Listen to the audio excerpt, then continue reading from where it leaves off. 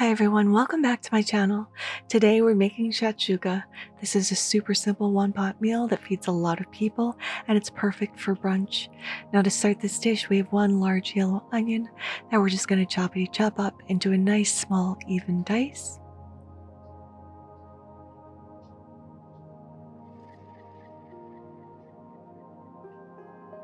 And once that's all chopped up, we can transfer this over to a small bowl and set this aside until we're ready to use it.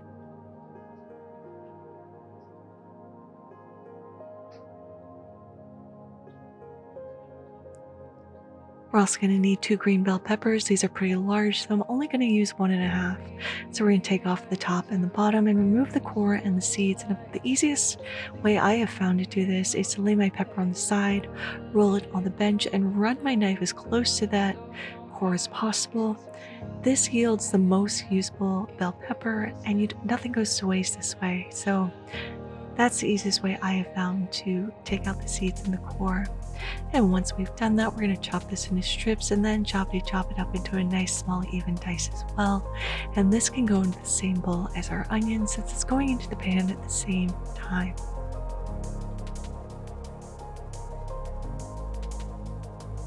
Next up, we need 3 cloves of garlic that we're going to smash and mince. Doesn't have to be a super fine mince, you can just mince this roughly, and this can go in the same bowl as our onions and our peppers.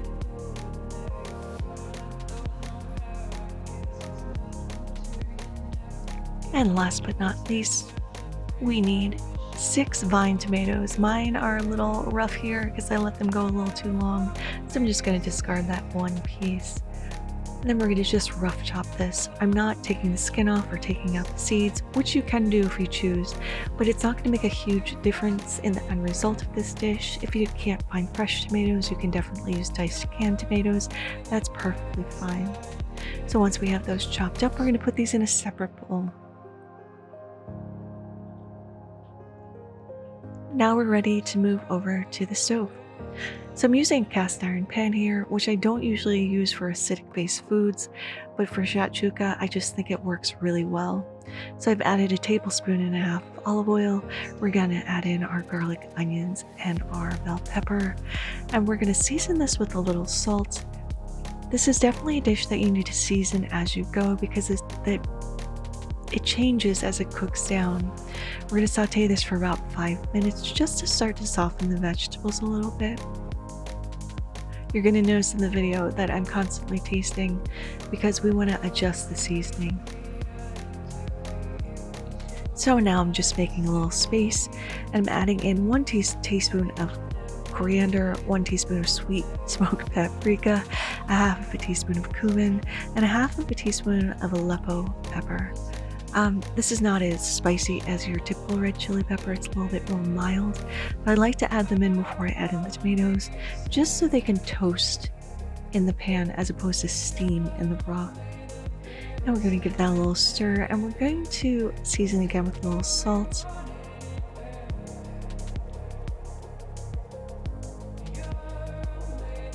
Give this a taste to see if it needs a little bit more seasoning. Now we're going to add in all of our tomatoes and 1 cup of tomato sauce. I use unsalted tomato sauce because I want to be able to adjust the seasoning. I don't want to be dictated by the actual ingredient. So we're going to give this a little stir and we're going to pop the lid on this and cook it for 15 minutes. After 15 minutes, we're going to remove the lid and let this cook down for another 10 minutes because we want that sauce to start to thicken up and reduce, which will happen with the lid off. It's not capturing the steam. It's going to let some of that liquid evaporate out. Give this another little taste. I go through so many tasting spoons as I'm cooking, but you want to be able to know what your food tastes like before you plate it and serve it. So I'm just adding a little bit more salt here because those tomatoes are super sweet and it's gotten watered down a little bit because of the tomato juices. I've added some black pepper. We're giving this a little stir.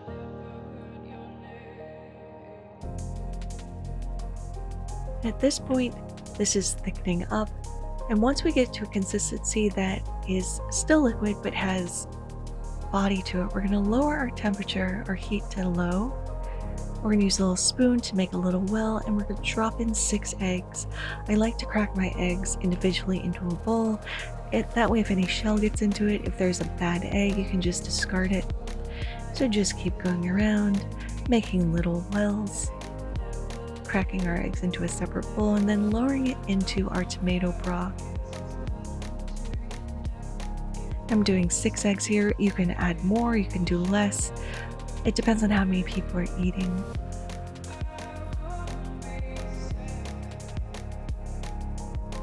This broth is so fragrant. You can smell all those aromatics in there. You can smell the spices as this is cooking. Now this is our last egg. Pop that in there.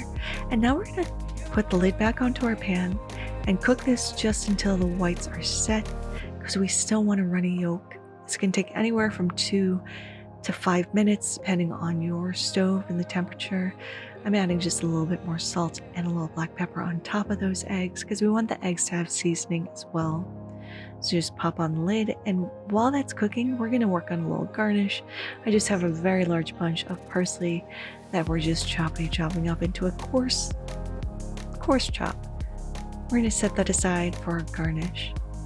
Now it's been 5 minutes, and look at this beautiful dish. These eggs are poached, all the whites are set, and it smells amazing. And we're just going to sprinkle a little parsley on top to garnish and add a little pop of color, because we eat with our eyes first, so it should be beautiful and appetizing.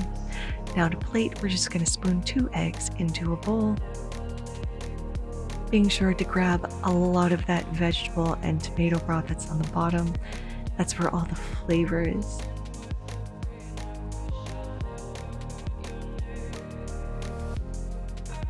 And another reason I like to cook this in the cast iron is once you put the lid on, it's going to stay hot. So if you're not eating this right away, if you're waiting for your guests to sit, it's perfect for that. We're going to give our bowl a little clean.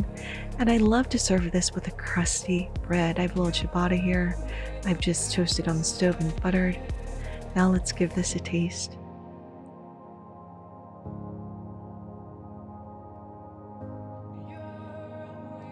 The eggs are perfectly set.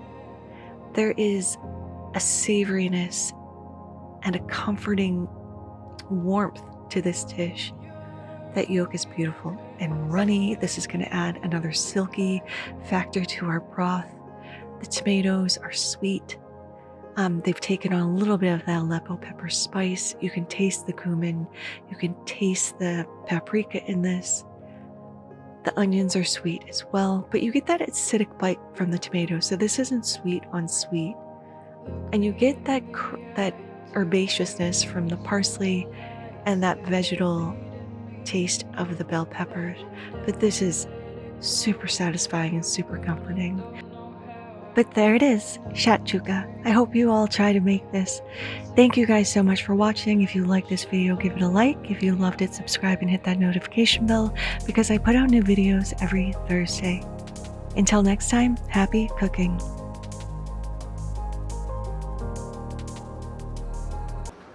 What a rainy day needs.